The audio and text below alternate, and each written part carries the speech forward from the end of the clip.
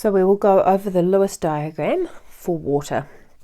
So the first thing we need to do again is work out how many electrons does each atom need to become stable. So oxygen is in group 16, so it already has 6 electrons in its outer shell, which means it needs another 2. Whereas each hydrogen is in group 1, and because it's in period 1, it can only have a maximum of 2 electrons in its outer shell, which means that they only need 1 more electron to be stable.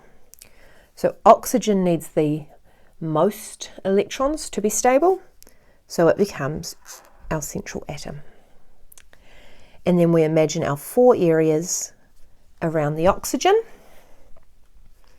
and we place 1 electron in each area at a time, moving clockwise. We've used 4, but it's got 6 in its outer shell, so we need to add another 2. So now we can start adding the second electron to those areas until we've got 6. Then what we do is we need to place the hydrogens around the oxygen atom.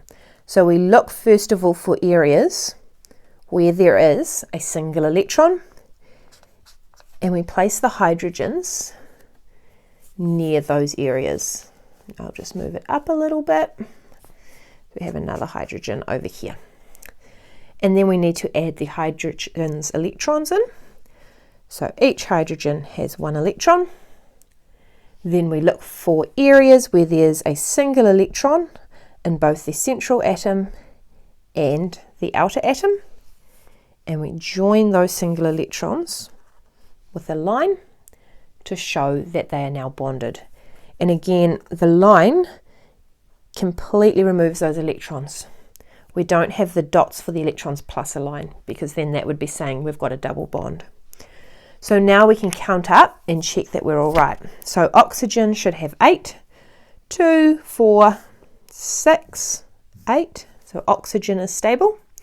And each hydrogen should have 2. So 2 and 2. So it's stable. And we can also check the total number of valence electrons against the valence electrons in our diagram.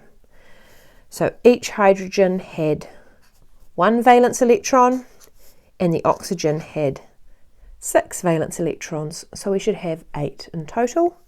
And if we count up all of our valence electrons, we've got 1, 2, 3, 4, 5, 6, 7, 8. So our water diagram, or Lewis diagram for our water, is correct.